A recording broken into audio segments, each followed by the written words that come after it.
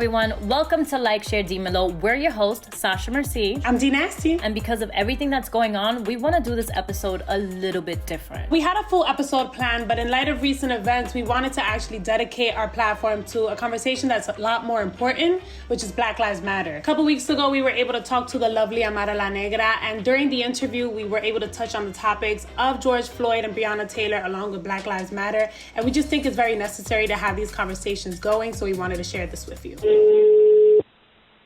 Amara, first off, we just want to welcome you on the show. Thank you for being here. Thank you. We wanted to get you on because obviously you're literally everything. A beautiful Dominicana, Afro-Latina, singer, dancer, actress, role model. So again, thank you for being virtually. Hype me up, bitch. Yes. Okay. You are an activist and you get a lot of shit about spreading awareness about Black injustices in this country. So we just want to know, like, why is it so important to continue to spread the message? And how do you feel when people tell you to tone it down, especially after George Floyd and Breonna Taylor's murders? As a Dominican, as a Black woman, as an activist, I have spoken so many times about the racial issues that happen in my community.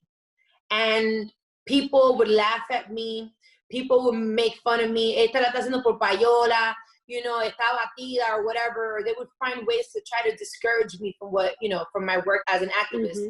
Mm-hmm. The only thing that Amara knows how to do is talk about colorism and racial issues, and she's using the race card and this and that. Mm-hmm. And I'm like, how dare you say that I'm using the race card when all you have to do is turn on the TV, go to social media, and see what is happening to our people. If you're not as Black as me, it doesn't mean that this doesn't affect you. Because, for example, us as Latinas, somewhere in your family line, you have people that look like myself. I'm sorry, Absolutely. That ass that you have, that hair that you have, them features that you have, they Black. That comes from us, okay? Yeah. So it's like, a lot of people feel like, well, that directly doesn't affect me. This affects all of us. Everybody. This is one of those tough moments that I feel like all celebrities, if you have any social media platforms, whatever the case may be, this is the time for us to talk and be angry. We have been so submissive. We have done the peaceful shit. We have done the marches and the protests. We get it. Apparently that's not working. And we've done it for decades. And I'm not saying it's okay to loot a Target. I'm not saying it's okay to break a cop car. I'm not saying it's okay, but we're so frustrated that we feel like we need to take things into our own hands so that we could be heard. Oh, you don't see us? You don't see us? Okay, so we're gonna make it more crazy so you understand that we're here. It's insane. Let's be clear. None of us is condoning the violence, the riots. Exactly. We're not condoning that. That's not what this conversation is about. However, that doesn't mean that the anger goes away. There's other ways that we can go about it. But at this moment, I think it's just a frustration that's making people react this way. Mm-hmm. You know, right now, there's like, I don't know, at least over 100 cops in front of this man's, the officer's house. Protecting him. His face. Look at the unity that they have to protect this man. And us, we are more. We are more. If we unite forces, if we unite our brain power, if we unite our knowledge, do you know what we could do? Exactly. The strength of numbers, we have to come together. The worst part of all this is that the more they kill people like myself, the more they put it on TV and they just put it in your face, the more numb we have come to seeing it. You become desensitized. They killed another Black person. Oh man, that sucks. R.I.P. whatever, here goes the post on Instagram. We also feel like, why are we fighting for something that's never going to change? And it discourages us to make change if we keep seeing the same thing over and over and over again. And so How do you think we can change? What do you think is the first step? The only way that I can make a change is like being as vocal as I can, doing more of my research, educating myself. I need to talk to people. I need to learn how to be there in the forefront of things. That's the only way that I can make a change. Exactly. You have to learn, you have to educate yourself. And I think that it's more than just putting up a post, but if you do have a platform, you should spread that information. But I think it's also learning who's the governor, who's the mayor, who's like, what's going on in your city's politics? Who can you call to make a change? And I think that that's something that in this generation, we are seeing people becoming more and more activists, but it's hard to see through the fluff. Who's just doing it for the clout and who's actually going out and doing it? Something that's important too is supporting Black businesses. Facts. Support a Dominican business, por ejemplo. When you support one, the first thing you try to do is hustle them down because you don't want to pay the prices. But if you were to go to a commercial store and they tell you it's $100, you go and you pay for it. You go to the local spot and you want the same product for $20. So exactly, because son primo. Thank you. So the most important thing I think is one, supporting the Black businesses, supporting minority businesses, right? So that the money stays in amongst our own circle. Because to me, as an Afro-Latina, I have suffered racism amongst my own people. Okay? Mm-hmm. So to me, it's not a black and white thing. Racism exists in many forms. Money is what makes the world go around. Everybody fights for the power, and the power consists of money. Mm-hmm. So if we were to reinvest in our own community, support our own community, create your own environment, talk to your people. I don't care if people tell you, coño, but okay, you only talk about the same shit. I don't give a fuck. Do you know what? Because the same shit keeps happening. Mm-hmm. Habla, communicate. Even when you're dating someone, the first conversation, what are your beliefs? What do you think? How are you going to support? What do you do? Yeah. I think it's important that we all have the conversation and work towards changing it. But it's going to take time. At least we're in the right path because our intention and our mind is there.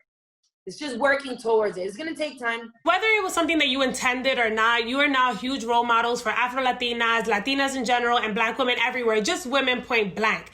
How have you acclimated to being such a big inspiration to women, especially when there's still people out here trying to disprove your Blackness or your Latinidad? You know what? I am very proud of myself for being able to be, one of those people that started a huge conversation, like for the Afro-Latino community. Because I just felt like whenever they talk about, racism, colorism, Black people, murders, and all this, they only really talk about what's happening in America.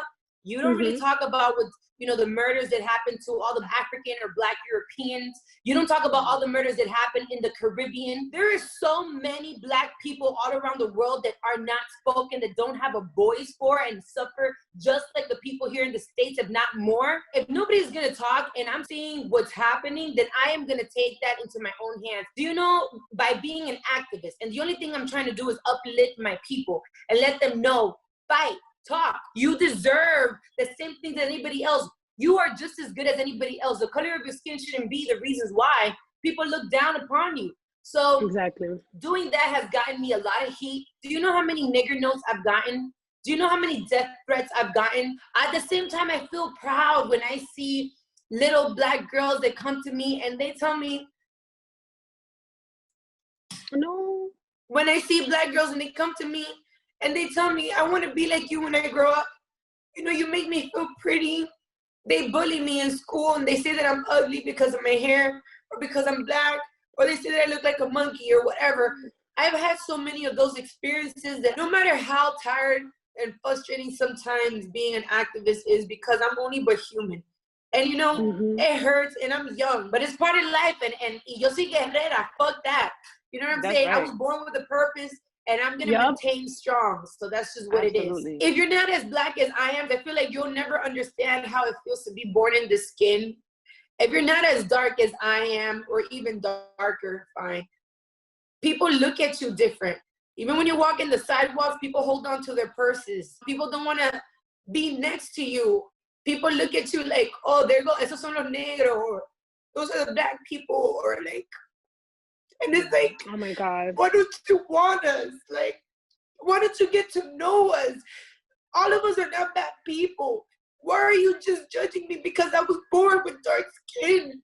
I'm not a bad person. We're not bad people. And it's just so hurtful that they constantly talk bad about us.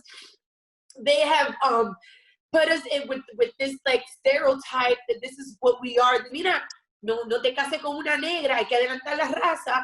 Exacto. Yeah. Don't marry, so much of that. Don't marry that Black girl. You have to make your braids better. You don't want to have babies with, a big nose and big lips, and you don't want this. And you're constantly always being told how bad you are. So it sucks.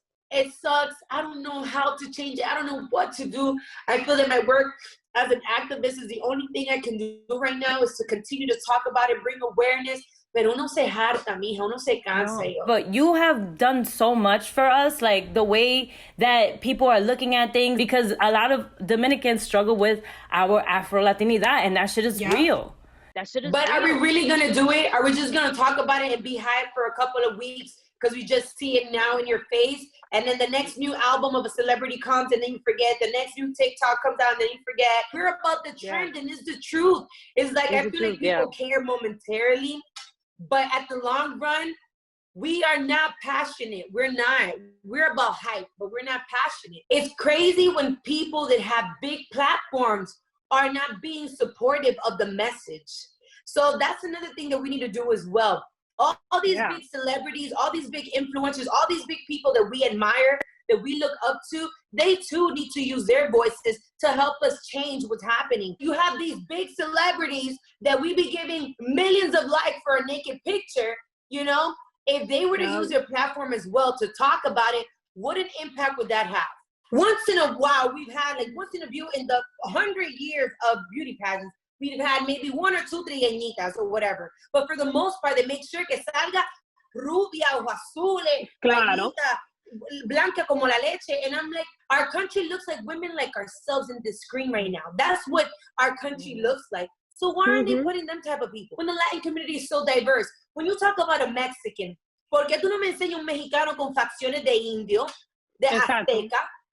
So like I said, this conversation can go on and on forever. This is not going to finish no time soon. But I'm grateful that we're at least using our platforms to talk about it, to continue the conversation, because somebody needs to listen to this. And you know, like, something that I wanted to bring up too is just because it's so complicated, I think, especially within our culture. Like when we put this show out, right? We were so excited that it went out. And I remember we read an article and the person who wrote it, she was great. But the first thing that I noticed and the first thing that I hit up Sasha and I'm like, what do we, like, how does this look, right? Because the first thing is that the woman put the title as, Dee and Sasha are the Afro-Latinidad that we wanted to see in media. And I was like, first of all, like, absolutely, we have African blood in us, but we're not here to represent all of Afro-Latinas. There are much more Black presenting people that have been out here killing it. So for us, like, I don't want to be the person who's appropriating or, you know what I'm saying? Because my mother's Black, my dad is white. So it's like, I am mixed. But I feel like when it comes to the conversation, when it's a Latina, it's different. Dominicans always say that they're not Black. And it's like, that is a very true thing. You know, they say, oh, no, yo soy morenita, or yo soy india. You know what I mean? But no, mi hija, tú eres negra. You know what it is? It's what it is. Here's where I see that there's a difference. When you come to the United States, you are obligated to be separated. When you do the check marks, you're white, you're Black, you're this, or you're that, right? Yeah. And then automatically, if you have to pick between being Black and Latina, you say, I'm Latina. Because that's how we feel. We obviously know we come from African descent. A mí me pasa the same thing all the time. I be confused as hell. Because I'm like, I'm Latina, pero I'm Black. So having to pick sometimes is a little bit awkward. When you're in the Dominican Republic or when you're amongst Latinos, we're all Latinos. It's not like, no, yo soy negra, yo soy this, because it's obvious. We see you. Yeah. We just be asking you, ¿de qué parte tú eres? No, yo soy de Samaná, yo soy de aquí. We don't be asking, are you white or are you Black? Because to us, the mindset is different culturally.